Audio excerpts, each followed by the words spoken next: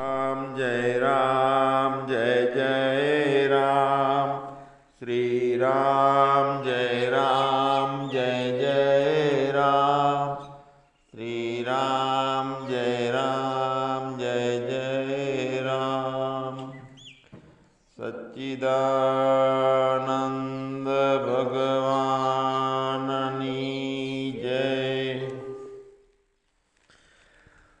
भगवाने जगत में जे कई बन्यु एमां अद्भुत कृति बनाई हो तो मनुष्य ने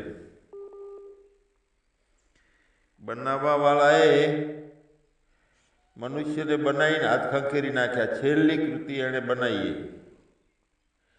आपणने बनाया तो केवा बनाया कि एने पासे जेटलुं हतुं ए बधुं खर्ची नाख्युं छे मनुष्य ने बनाववामां।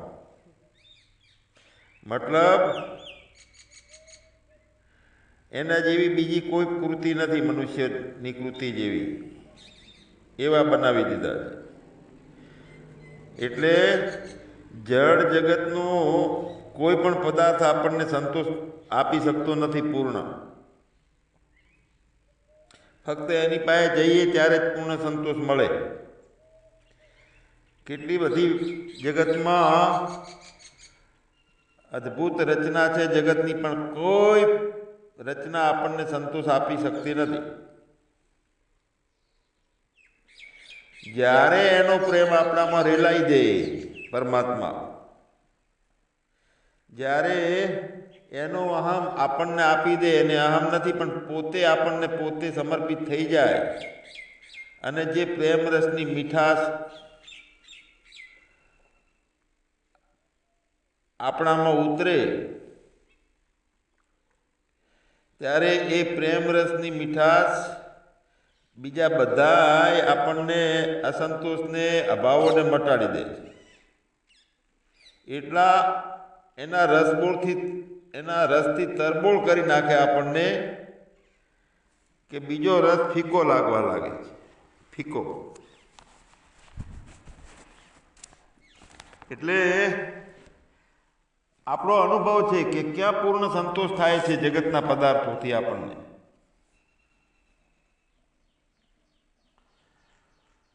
जीवन मुक्ति भगवत भक्ति नो आनंद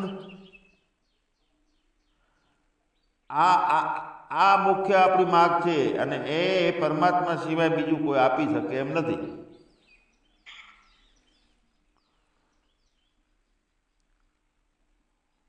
अने ए संसार मांथी मळतुं नथी कांई, संसारना भावोमांथी। आपणे संसारना आ बधा पदार्थोने पकड़ीने राखीए, एने वधारवानी चेष्टाओ करीए पण अनमोल जीवन एमां बनतुं नथी। उलटानुं एम लागे जागीए त्यारे कि आपणो अनमोल जीवननो जे समय हतो ए खोई नाख्यो आपणे।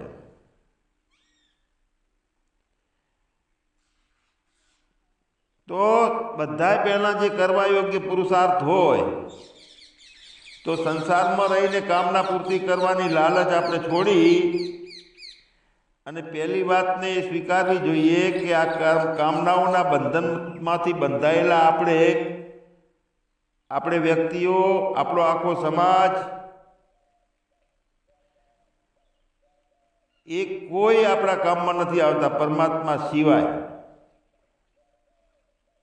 तो आपणे परमात्मा ज आपणो काम आवे छे तो परमात्माना प्रेमना पात्र आपणे बनवानुं छे, फक्त बीजुं कांई करवानुं नथी। तो परमात्माने पात्रता केळवा माटे आपणे सतत आपणो अभ्यास करीए छीए परम ज्ञान निष्ठाना प्रवचनोना माध्यमथी। केम के आपणी मनुष्यनी जेवी दशा ते मुजबनुं ज्ञान थई गयुं छे आपणुं अने तेवुं जगत देखाय छे। आपणी दशा मुजबनुं जगत जणाय छे। एटले जणाय ते अने जणाय तेनुं ज्ञान बंने जणाय एने के ई ज्ञानना काबूमां नथी, ताबामां नथी, स्वतंत्र नथी। एटले આપણે કરીએ એનાથી કંઈ મેળ આવતો નથી. છેવટે તો એની કરુણા, કૃપા, પ્રેમ રસ એ આપણને સોંપે ત્યારે કંઈક મેળાવે છે. એટલે જણાય તે અને જણાય તેનું જ્ઞાન બંને સ્વતંત્ર નથી. માટે કંઈક જાણવાની ઈચ્છા થઈ કે તરત જ્ઞાનની રીતે પકડવી જોઈએ. આપણે ફક્ત જ્ઞાનની રીતે.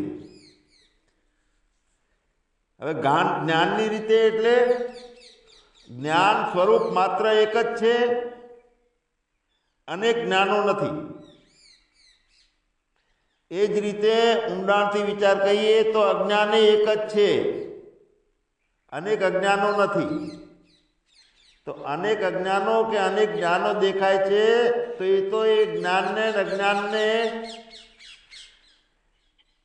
એક અજ્ઞાનની ઉપાધિ વાળો થઈ અને બધા નોખો નોખો જ્ઞાનો અને નોખો નોખો અજ્ઞાનો પોતે ખડા કરે છે. જેમ આંધળા માટે દર્પણ આખું નકામું છે, કેમ કે એનામાં શક્તિ નથી, દ્રષ્ટિ નથી, આંખ નથી, તો એ દર્પણનો એનો શું ઉપયોગ? કોઈ એમ કે અમે તમારા માટે 2 દર્પણ લાયા છીએ, તો દર્પણ લાયા હોય તો એને મતલબ નથી, ને દર્પણ મુદ્દલ એની પાસે હોય, લઈ ગયા હોય કોઈ, તો એને મતલબ નથી. તો જે કોઈ માણસ જાણી શકે છે અને જાણે છે તે સિવાય બીજું ક્યાંય કશું જ નથી. હવે એ અર્થ એ છે કે એ દશામાં બધું છે, દશામાં છે બધું. જે જાણે છે તે વસ્તુ અને જે જાણી શકે છે તે બંને એક દશામાં છે. અને એ દશામાં એના કાળો બદલાય છે, એના દેશ બદલાય છે, એટલે બધું નોખું નોખું દેખાય છે. મતલબ કે જેવી દ્રષ્ટિ એવી સૃષ્ટિ છે. માટે જાણી શકે છે એમાં જે જાણવામાં આવે છે તે પ્રાતિભાષિક છે. તો એ જે જાણે છે તે પોતે જે જાણવામાં આવે છે તે બદલાતું રહે છે. એટલે જેમ કાળ બદલાય છે, પરિસ્થિતિ બદલાય છે, એમ જાણવાની બધું બદલાય છે, દ્રષ્ટિ બદલાય છે, દર્શન બદલાય છે, દ્રષ્ટિ નહીં. એટલે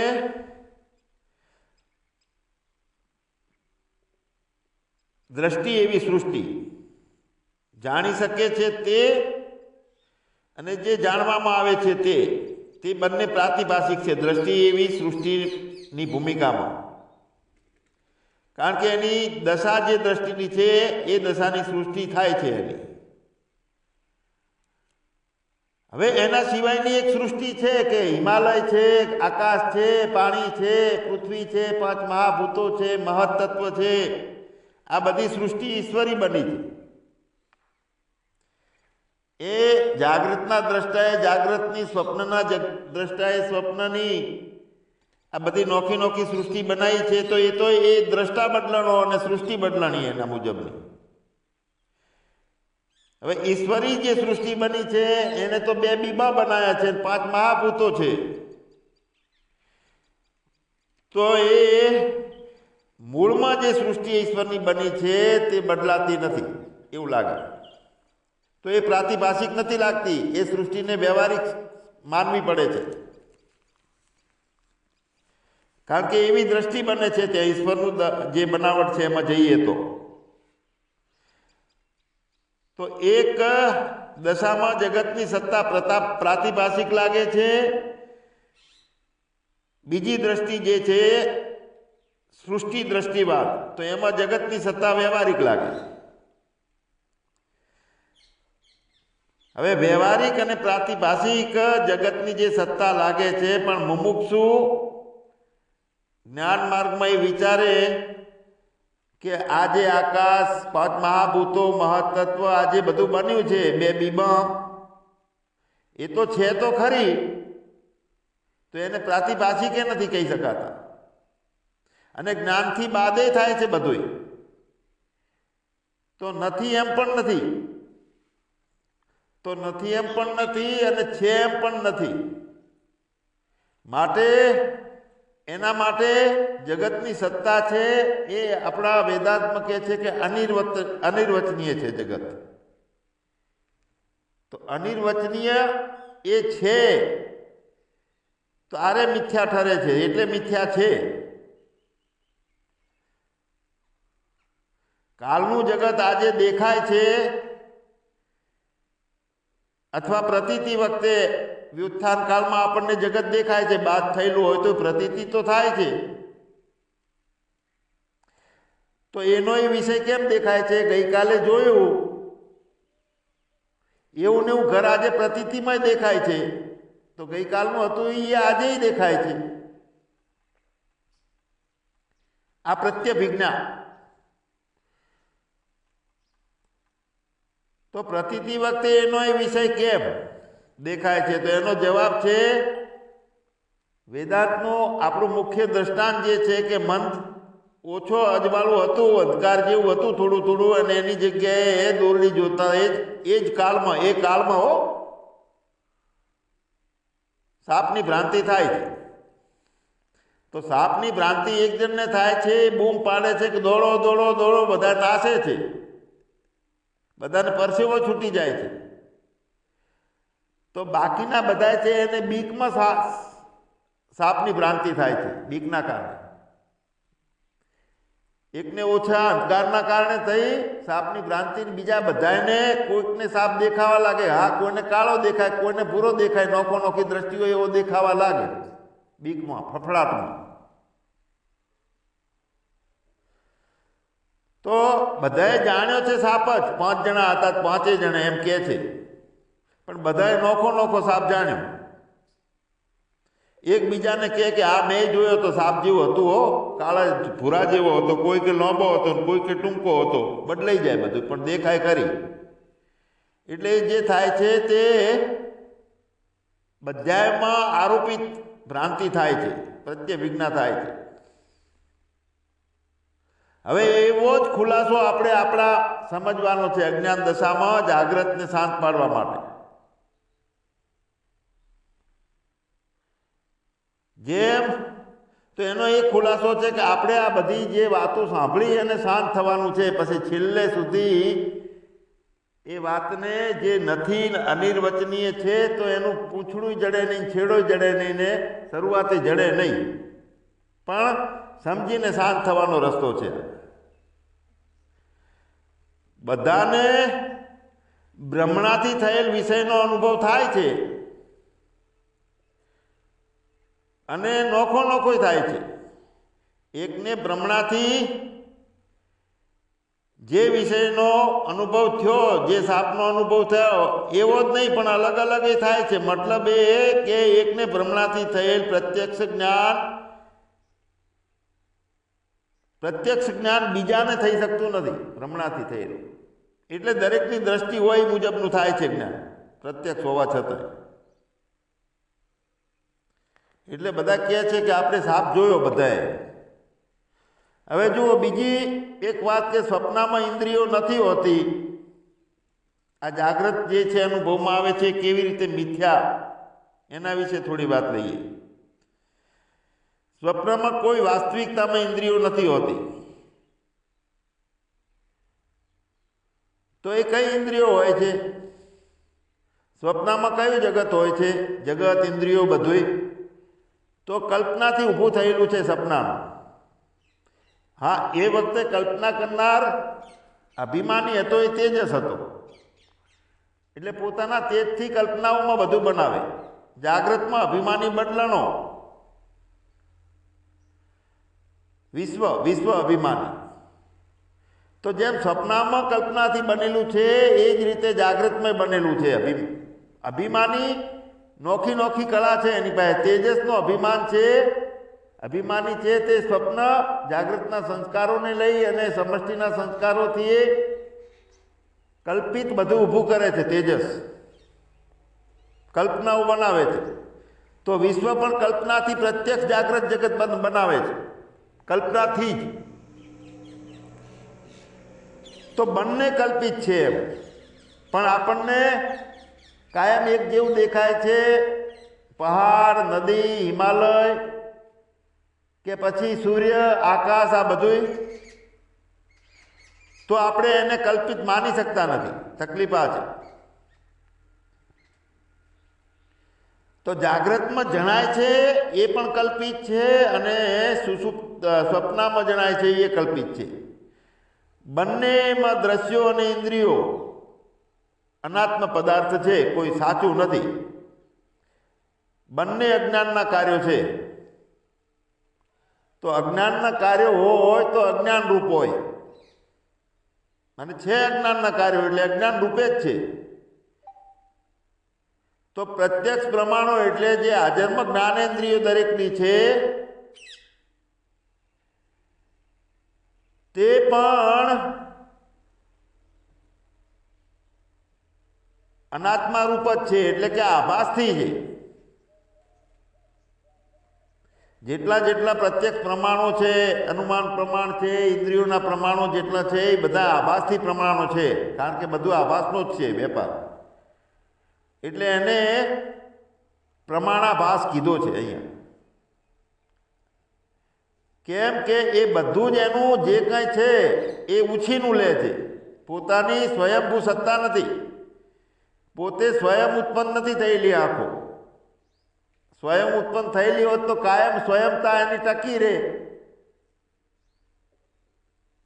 મૃત્યુકાળે નથી જોઈ શકતી, રાત્રે ઊંઘમાં નથી જોઈ શકતી. એટલે સ્વયં પ્રકાશ નથી. તો આત્મા સ્વયં પ્રકાશ અને સ્વયં છે પોતે. માટે પોતાને સ્વયંને પ્રમાણોની કોઈ જરૂર નથી. પ્રમાણ એને જરૂર પડે કે જળ વસ્તુ હોય અને પોતાની પ્રતીતિ માટે બીજાનો સહારો લેવો પડતો હોય, બીજાની સત્તા સ્વીકારવી પડતી હોય, તે પ્રમાણથી જણાય. કેમ કે પોતે સ્વયં પ્રકાશ નથી. તો બધા પ્રમાણોનો આધાર જે સત્તા છે તે પ્રમાણથી સિદ્ધ નથી થતી. મતલબ કે ઇન્દ્રિયોથી, બુદ્ધિથી, વિચારથી, વાણીથી સિદ્ધ થતી નથી. સિદ્ધ કઈ વસ્તુ થાય કે જેને સિદ્ધ કરનાર એનાથી વિશેષ હોય, મહાન હોય, એનાથી ઉપરી અધિકારી હોય તો, અથવા સમોવડીયો ભાઈબંધ હોય તો, પણ બીજો હોય એના જેવો હોય તો એ સિદ્ધ કરી શકે. આત્માને એના જેવો બીજો કોઈ છે નહીં કે એનાથી ઉપરી નથી. પોતે સ્વયં પ્રકાશ છે. આત્માના સમોવડીયો એનો ભાઈબંધે કોઈ નથી, એનાથી આગળ પણ કોઈ નથી, એનાથી ઉપરી કોઈ નથી. કેમ કે પોતે સ્વયં પ્રકાશ છે. અને ઇન્દ્રિયોથી થતું જ્ઞાન, ભાન, જે કાંઈ અનુભવો એ પોતાના નથી, સ્વતંત્ર નથી પોતાના. એક જે મુખ્ય સત્તા છે તેનાથી આ બધું છે, અને તે બ્રહ્મ છે. એટલે એ જે બ્રહ્મ છે એને બીજા કોઈથી એને જાણી શકાતો નથી. ન ચક્ષુષા ગૃહ્યતે નૈવ વાચા નાન્યે દેવસ્થ પસા કર્મણાવા. આપણને ઉપનિષદમાં કીધું છે કે તે બ્રહ્મ ચક્ષુ ગ્રાહ્ય નથી, વાચાથી ગ્રાહ્ય નથી, બીજા દેવોથી ગ્રાહ્ય નથી, તપથી કે કર્મથી પણ ગ્રાહ્ય નથી. જો તપથી કે કર્મથી પણ ગ્રાહ્ય નથી. આંખથી એ નથી જણાતો, વાણીથી નથી જણાતો, બીજા દેવોથી નથી જણાતો, તપથી નથી જણાતો, કર્મથી નથી જણાતો. કાયમ કે પોતે, કારણ કે પોતે સ્વયં પ્રકાશ છે અને સ્વયંભૂ છે અને સ્વસંવેદ છે. પોતે પોતાને જ પોતાના રૂપથી જાણે છે. માટે તે ચેતન છે, અને એના જેવો બીજો કોઈ ચેતન એટલે બે ચેતન છે નહીં, અને એને જરૂર નથી. બીજી એક વાત કે પોતાનામાં દુઃખ નથી, છતાં અજ્ઞાની માણસ એમાં દુઃખનો ઢગલો ભરાઈ ગયો એવી રીતનું માને, આરોપિત કરી અને દુઃખી થાય છે. પોતાના સિવાય બીજું કાંઈ નથી. ચેતન સિવાય. પણ એક અજ્ઞાનની દશા ઊભી થઈ ગઈ છે કે એમાં આરોપ કરે છે કે દુઃખનો ઢગલો છે અને એને હું માને છે કે હું છું. દુઃખની ગેરહાજરી છે ઊંઘમાં, એટલે આત્મા દુઃખરૂપ નથી. એમ ઊંઘના કારણે અહેસાસ થાય છે કે ત્યાં તો કોઈ વસ્તુ કે પદાર્થ કે વાણી કે કોઈ દેવ નતો, છતાંય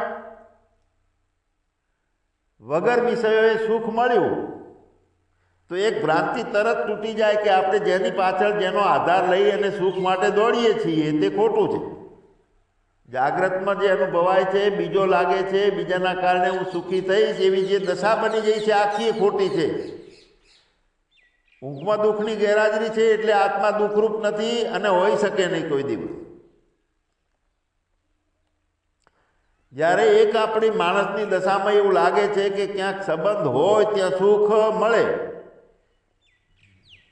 એવું આવું બધા માણસ તરીકે માનીએ આપણે.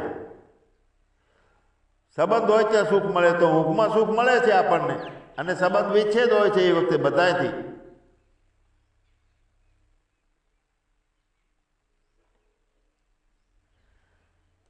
તો પ્રિયરૂપ જે પોતાનો આત્મા છે એમાં અભેદતા થાય, બેપણું મટે, તે જ આપણો આનંદ ને તે જ સુખ છે.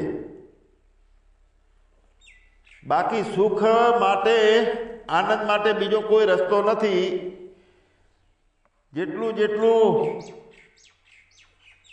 દોડ, જેટલા આપણા પુરુષાર્થો છે ચાલી રહેલા છે, તો એમાં ચાલે છે એનો મતલબ એ છે કે એમાં સુખ માલુમ પડે છે આપણને, સુખ હશે એવું લાગે છે.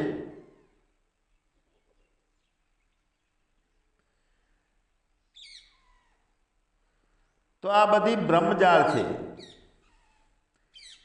એક દશા એવી બની ગઈ છે કે એમાં આ બધા તમાશાઓ પ્રતીતિ હોવા છતાંય સાચા લાગવા માંડે છે અને જ્ઞાન કાળે પ્રતીત થાય છે.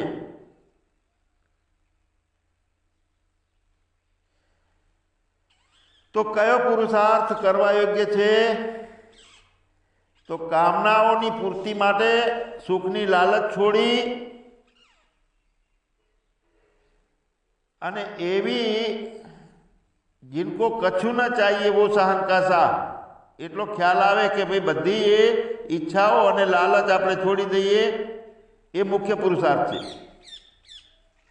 આપણું બંધન છે તો કામનાઓને અને ઈચ્છાઓ લઈને છે. આપણે મહેસૂસ કરીએ છીએ કે હું બંધાયેલો છું તો બીજાના આધારિત છું, બીજો મને સુખ આપી શકશે. આ બધું પડ્યું છે આપણું. વ્યક્તિઓ અને વ્યક્તિઓથી બનેલો આખો સમાજ એ બધો બંધન અનુભવે છે. વ્યક્તિને એમ લાગે છે કે આ સમાજ છે મને કામ આવશે એટલે સમાજના તાબામાં રહેવું જોઈએ.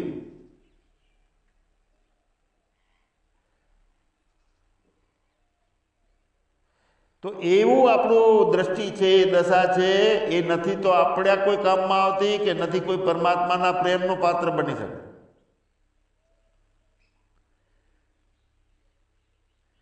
એટલે ભલે આપણી પ્રાતિભાષિક જગતની સત્તા લાગતી હોય, વ્યવહારિક લાગતી હોય કે પછી પારમાર્થિક લાગતી હોય, તો ત્રણેય માણસ તરીકેની દશામાં લાગે છે. પારમાર્થિક લાગે એ